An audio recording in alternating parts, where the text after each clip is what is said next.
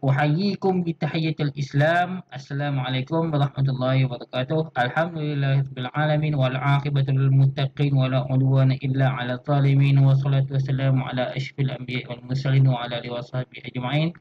Allahumma la sahla illa ma ja'altahu sahla wa anta taj'alna as-sa'ba idza syi'ta sahla. Rabbi yassir wa la tu'assir rabbi tamim bil khair. Rabbi shrah li sadri wa yassir li amri wahlul 'uqdatam min lisani yafqahu qawli. Allahumma inna na'udzubika minal baras wal junu wal juzam min sayyi'il asqam. Allahumma kfif 'anna al waba wal bala wal fahsya. Amin amin ya rabbal alamin. Apa khabar semua murid 5 excellent? Kita harap semua dalam sihat. Okey. Pada pembelajaran kita pada hari ini, murid-murid boleh rujuk buku teks Pendidikan Islam tahun 5 muka surat 88. Okey, buku teks Pendidikan Islam muka surat 88.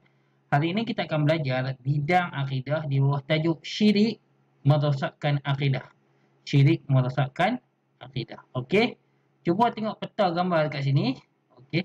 Ini adalah contoh-contoh yang menunjukkan kepada syirik. Yang pertama sekali, menyembah berhala, iaitu menyembah patung. Okey. Yang kedua, memuja jin dan syaitan. Memuja. Okey, memuja ni maksudnya dia meminta bantuan jin atau syaitan untuk mendapatkan sesuatu. Yang ini mempercayai bomoh yang menggunakan sihir. Bomoh ni apa? Rawatan tradisional lah. Dia nak rawat sesuatu, dia tak guna doktor. Tapi dia guna bomoh. Orang kampung lah biasanya. Dia menggunakan sihir. Apa tu sihir? Bahasa kita panggil ilmu hitam. Nanti kita akan belajar lebih lagi. Yang seterusnya, berdoa kepada makhluk selain daripada Allah. Contoh apa? Dia doa contoh dia sembah pokok, dia kata wahai pokok. Macam tu. Dia anggap pokok tu Tuhan dia. Maksudnya dia berdoa selain daripada Allah. Okey, ini semua bermaksud syirik. Okey, jadi apa itu syirik? Okey, kita masuk muka surat 89. Okey, ini 89. Okey. Okey, kita baca sama-sama. Syirik, pengertian. Okey. Apa maksud syirik? Syirik ialah perbuatan menyekutukan Allah Subhanahu Wa Taala dengan sesuatu yang lain. Maksud dia mempercayai bahawa ada benda lain yang lagi kuat, yang lagi hebat berbanding Allah. Lebih kurang macam tu. Itu maksud menyekutukan. Maksudnya sama ada dia percaya bahawa ada makhluk lain ataupun benda yang lagi kuat, yang lagi bersifat kuat, hebat ataupun yang lagi besar daripada Allah, ataupun dia percaya kepada Allah dan juga dia percaya kepada Tuhan lain atau makhluk lain. Lebih kurang macam tu. Itu maksud syirik. Dalam bahasa mudah kita panggil menduakan Allah atau menigakan Allah. Maksud dia macam tu. Dia percaya lebih kepada banyak Tuhan. Itu maksud syirik. Dia percaya kepada banyak Tuhan. Kalau dalam Islam kita percaya kepada satu Tuhan saja, iaitu Allah saja yang satu, yang Maha Esa. Tapi ini syirik, dia percaya lebih daripada satu Tuhan. Okey. Syirik boleh berlaku sama ada dengan i'tiqad, perkataan atau perbuatan. I'tiqad ni kepercayaan. Contohnya i'tiqad ni kepercayaan dia kata percaya ada Tuhan lain yang lagi hebat macam Allah juga. Dia kata macam tu. Itu dia masuk syirik. Ataupun perkataan, dia cakap sendiri bahawa dia kata Allah itu ada 3, ada 2. Dia buat macam tu. Sedangkan Allah itu ada 1, dia kata 2, ada 3. Itu pun dah masuk syirik. Ataupun perbuatan. Contoh perbuatan, dia pergi ke tokong, dia pergi sembah tokong. Dia kata tokong tu Tuhan dia. Itu dah juga masuk syirik. Okey. Kita masuk kepada dalil. Dalil kat sini dalil akli. Dalil nakli. Dalil ada 2 jenis. Dalil akli dengan dalil nakli. Dalil akli ni dalil yang membuktikan sesuatu tu lebih kepada kita berfikir dengan logik akal kita. Yang ni dalil kat sini dalil nakli. Dalil yang berdasarkan kepada nas-nas ataupun yang disebut dalam Al-Quran atau hadis Nabi SAW. Di sini kita menggunakan ayat Al-Quran, ayat Quran. Okey, kita baca sama-sama. Ayat Quran ni surah Al-Baqarah, surah yang kedua, ayat yang ke-22. Kita baca sama-sama. A'udzubillahi minasyaitonirrajim. Bismillahirrahmanirrahim. Fala taj'alu lillahi andadan wa antum ta'lamun. Sadaqallahul azim. Maksudnya, maka janganlah kamu mengadakan sembahan-sembahan lain bagi Allah, sedangkan kamu semua mengetahui. Maksudnya, Allah memberi amaran kepada orang yang mana dia tu percaya kepada Allah, padahal dia percaya kepada Allah dan juga dia sembah selain daripada Allah. Sembah Allah tapi dia sembah juga yang lain. Janganlah dekat sini Allah beri amaran lah kepada orang yang buat macam ni. Jadi hukumnya memang apa? Agak hukumnya apa? Okay, kita masuk pada hukum. Hukum mensyirikkan Allah adalah haram dan dikategorikan dosa yang paling besar. Hukumnya adalah haram, berdosa besar, dan paling besarlah dosa dia. Dosa yang paling besar. Okey, untuk makluman semua, dosa ni ada dua jenis. Dosa kecil dan dosa besar. Dan dosa besar ni dibahagikan kepada dua jenis, iaitu dosa besar yang paling besar, dosa yang besar yang paling kecil. Macam tu. Okey. Dan dosa besar yang paling besar ada tiga. Yang pertama, syirik kepada Allah. Yang kedua, menzalimi anak yatim.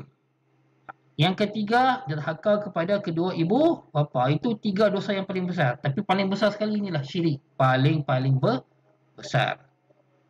Kalau kita nak bertaubat, taubatnya dengan taubat nasuha, taubat yang sebenar-benar taubat saja. Yang selain daripada itu tak diterima. Okey? Okey, kita masuk pula buku teks muka surat 90. Kita masuk pula kepada jenis-jenis syirik. Syirik ni terbahagi kepada dua, iaitu syirik jali dan syirik khafi. Okey.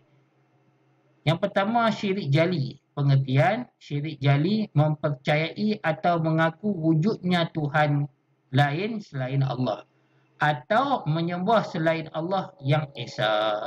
Syirik jali dikenali juga sebagai syirik besar. Syirik jali ni syirik yang paling besar, iaitu mengaku ada Tuhan lain selain pada Allah, ataupun dia percaya kepada Allah dan juga dia sembah kepada Tuhan yang lain. Itu maksudnya. Okey, contoh di bawah, menyembah berhala. Berhala ni apa? Patung, matahari, bulan atau lain-lain. Meminta doa dan pertolongan daripada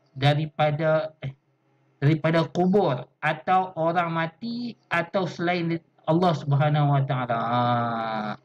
Ini semua contoh bagi syirik jali, syirik yang paling besar. Contoh gambar ni, dia jumpa bomoh. Bomoh ni biasanya minta bantuan apa? Dia guna minta bantuan jin dah biasanya.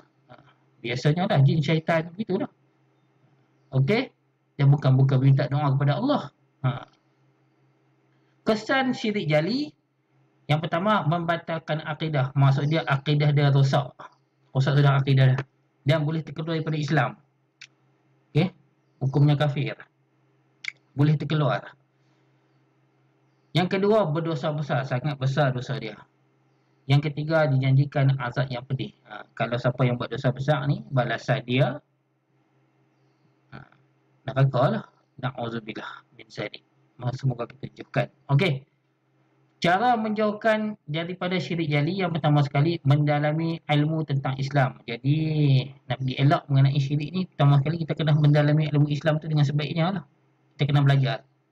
Dalam Islam kita belajar apa yang boleh dilakukan, apa yang tak boleh dilakukan, apa yang sunat, apa yang wajib, apa yang haram. Begitu. Supaya kita, kalau benda yang haram, kita takkan buat benda tu. Okey. Yang kedua, istiqamah berdoa dan berdoa. Istiqamah beribadah dan berdoa kepada Allah. Istiqamah ni melakukan amalan baik secara berterusan. Benda baik dia buat, selalu buat. Jangan dia buat sikit, dia buat sekali, lepas tu dia berhenti. Itu tak panggil istiqamah. Itu apa? Hangat-hangat tai ayam. Dia semangat buat, lepas tu dia berhenti. Itu bukan istiqamah. Okey. Istiqamah beribadah. Dia buat amalan baik sentiasa dia buat. Dia buat amalan wajib dan amalan sunat pun dia buat. Dan berdoa hanya kepada Allah, jangan berdoa kepada orang lain. Seterusnya, mentaati perintah Allah dan Rasulullah. Jadi apa yang Allah suruh buat, kita kena buat. Apa yang Allah tak suruh buat, kita tak payah buat. Begitu juga dengan kita amalkan sunnah Nabi Muhammad SAW. Itu bagi syirik yang pertama, iaitu syirik jali. Okey, syirik yang besar iaitu percaya kepada Tuhan yang selain daripada Allah. Okey, kita masuk pada bahagian yang kedua, syirik khafi. Okey, syirik khafi pengertian tidak meletakkan Allah sebagai yang mutlak dalam niat ketika beribadah atau melakukan sesuatu perkara. Syirik ini juga dikenali sebagai syirik kecil. Maksud dia nak buat sesuatu tu, dia kata bukan Allah yang paling kuat. Macam tu. Maksudnya tidak meletakkan Allah sebagai yang mutlak dalam niat ketika beribadat. Maksudnya dia buat sesuatu amalan tu tak ikhlas lah maksudnya. Dia buat tu kerana orang lain. Contoh dia solat, Allahu Akbar. Dia solat bukan kerana Allah, kerana lain. Contoh kerana pujian orang ke. Maksudnya niat dia tu tak betul, bukan kerana Allah. Begitulah maksudnya. Kita tengok contoh. Contoh riak. Apa maksud riak? Iaitu melakukan sesuatu ibadah bukan semata-mata kerana Allah Subhanahu Wa Taala. Seseorang melakukan ibadah kerana mahukan pujian atau tempat dalam masyarakat. Yang Ustaz kata tadi.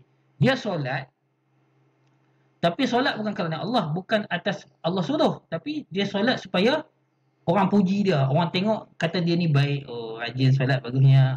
Dia niat macam tu. Niat tu dah tak betul. Dia niat tak ikhlas kerana Allah. Itu dipanggil riak. Bahaya. Ni punya syirik kecil. Kesan syirik khafi menghapuskan pahala amalan. Maksudnya amalan baik yang dia buat Allah tak terima. Yang seterusnya mendapat dosa dan kemukaan Allah Subhanahu Wa Taala. Mendapat dosa dan di kemukaan Allah. Maksudnya dosa besar lah sebab Allah marah. Dia buat niat-niat benda baik tapi dia buat benda niat tu untuk pujian manusia, untuk tujuan lain, bukan kerana Allah. Yang ketiga, hidup tidak tenang. Sebab apa amalan dia buat tu bukan kerana Allah. Allah tak terima doa apa amalan yang dia buat. Okey? Jadi cara menjauhi syirik khafi, melatih diri supaya ikhlas. Ikhlas ni kita buat apa-apa pun benda baik semata-mata kerana Allah. Yang kedua, menyembunyikan amalan kebaikan. Amalan yang baik kita jangan tunjuk dekat orang. Kita sembunyi. Itu cara nak elakkan daripada riak. Sembunyikan. Okay, jangan beritahu dekat orang. Yang ketiga, menghindari perasaan hebat dengan amalan yang lukat. Jangan bila kita buat setiap benda baik, jangan kita rasa diri kita tu hebat. Hebat ni, bila kita ada perasaan hebat ni, nanti syaitan akan hasut pada diri kita. Dia akan tipu pada perasaan riak. Riak ni yang bahaya ni, dia berdosa. Kadang kita buat benda ni tak sedar pun benda tu boleh mendatangkan riak. Okey, itu saja pembelajaran kita pada hari ini. Kita akan sambung kepada video seterusnya mengenai bagaimana kita nak melengkapkan modul. Okey. Sekian. Wassalamualaikum warahmatullahi wabarakatuh.